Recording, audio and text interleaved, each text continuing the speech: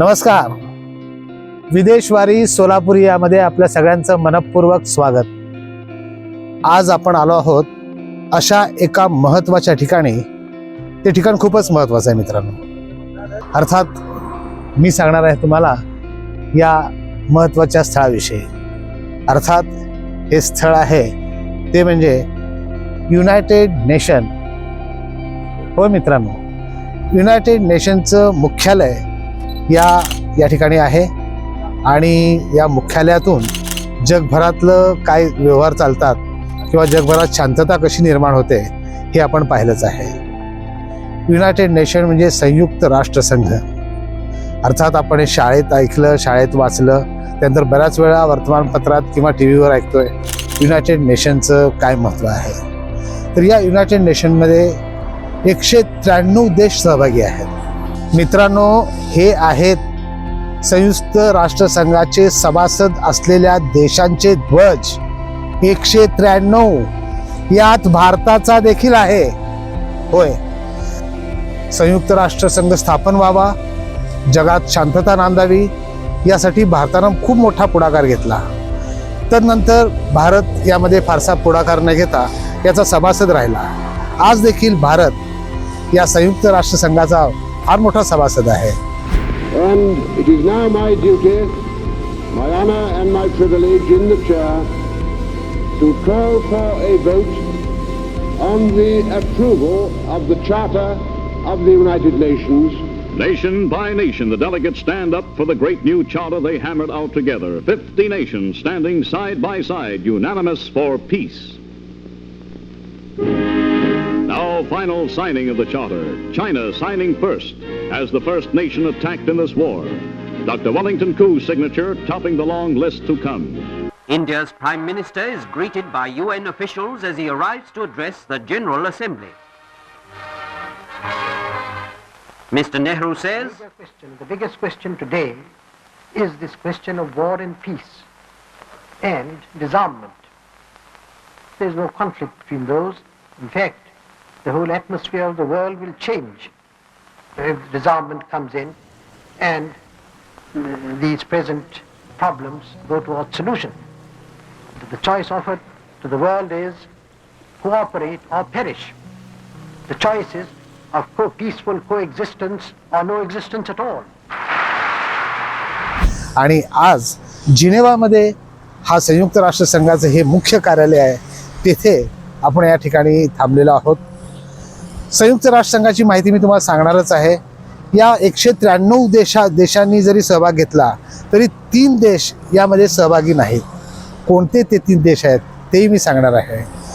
आता जर आपण पाहिलो की या ठिकाणी संयुक्त राष्ट्रसंघाचं म्हणजेच युनायटेड नेशनचा हा बोर्ड आणि माझ्या पाठीमागं असलेलं हे मोठं कार्यालय, या कार्यालयामध्ये ही असलेली सगळ्यांची झेंडी, या झेंड्यातून एकच प्रतीत होतं की जग हे एकच आहे आणि या जगामध्ये सार्वभौम काय असेल तर ते म्हणजे सत्ता, आणि सत्ता टिकवण्यासाठी प्रत्येकानं शांतता सोबत घेतली पाहिजे. हे आजचं हे कानमंत्र या युनायटेड नेशन देत आहे. आणि माझ्या पाठीमागं आपण पाहतोय की एक खुर्ची दिसते आपल्याला. अर्थात खुर्चीला 4 पाय नाहीत, 1 पाय मोडला आहे. ही जगप्रसिद्ध आणि सुप्रसिद्ध अशी ब्रोकन चेअर आहे.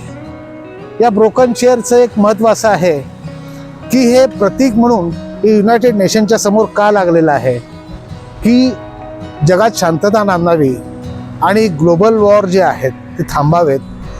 आणि त्याचं प्रतीक म्हणून ही आत्ता जवळपास एक 20 वर्षापूर्वी ही खुर्ची या ठिकाणी स्थापित केलेली आहे.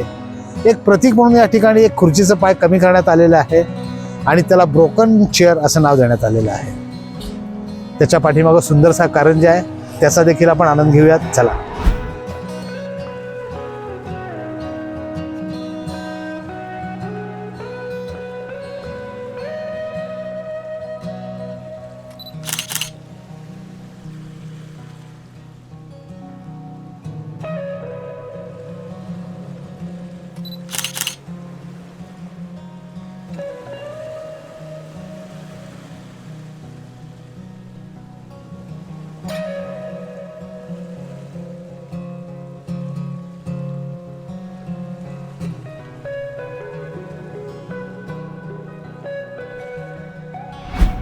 मगाशी आपण UN अर्थात युनायटेड नेशनची इमारत अर्थात बिल्डिंग पाहिली. आंतरराष्ट्रीय पातळीवरच्या खूप मोठ्या संस्था या जिनेवामध्ये आहेत, या स्वित्झर्लंडमध्ये आहेत. आता देखील एक महत्त्वाची अशी संस्था माझ्या पाठीमागं आहे, ती मी तुम्हाला दाखवणार पण आहे. अर्थात त्या अगोदर ज्या वेळेला कोरोना धुमाकूळ घालत होता संपूर्ण जगभरात, तेव्हा आपल्या महाराष्ट्राचे माजी मुख्यमंत्री उद्धव बाळासाहेब ठाकरे यांचा सल्ला ज्या संस्थेनं मागितला होता त्या आंतरराष्ट्रीय संस्थेचं नाव आहे अर्थात WHO. ही जागतिक आरोग्य संघटना आहे. त्या जागतिक आरोग्य संघटनेला सुद्धा राज्याचे मुख्यमंत्रीच मार्गदर्शन करतायत. इतकं आपलं डॉक्टरी ज्ञान, वैद्यकीय ज्ञान आपल्या बोलण्यातून आणि एकंदरीत वर्तनातून दिसत होतं. हे डॉक्टरी ज्ञान आपल्याकडे आलं कुठं? होय मित्रांनो, WHO वर्ल्ड हेल्थ सेंटर यामध्ये 34 आरोग्य तज्ज्ञ कार्यकारी मंडळाची निवड केली जाते आणि तिचा सल्ला सर्व जगभर मानला जातो. WHOचे अधिवेशन यामध्ये महासंचालक निवडणं, ध्येय ठरवणं, बजेट ठरवणं आणि मंजुरी देणं इत्यादी कार्य या ठिकाणी केले जातात. कोरोना काळात फार मोठं कार्य केलं आहे आणि जगाला एक प्रकारची दिशा देत कोरोनाच्या संकटापासून दूर नेलं आहे. एकूण 194 सदस्य देशांच्या प्रतिनिधींनी बनवलेल्या WHOवर सर्वोच्च निर्णय घेणारी संस्था म्हणून सर्वांनी ती मान्य केली आहे.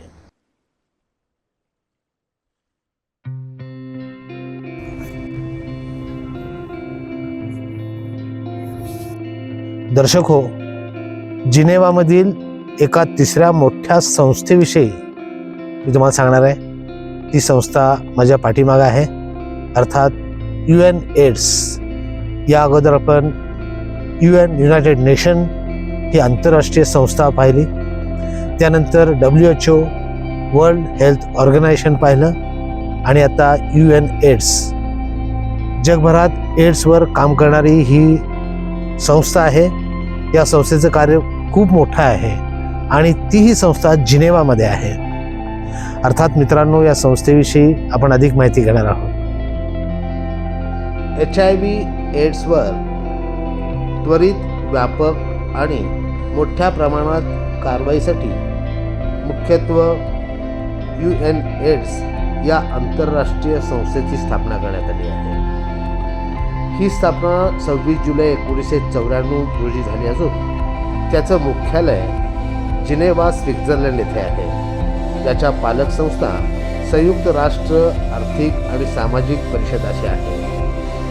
यामध्ये HIVचं संक्रमण रोखणं, आधीच्या व्हायरसनं जगलेल्या काळजी आणि समर्थनात ते प्रदान करणं आणि HIV व्यक्ती आणि समुदायाची असुरक्षितता कमी करणं आणि HIV एड्सचा प्रभाव कमी करणं हा महत्त्वाचा उद्देश त्यामध्ये आहे.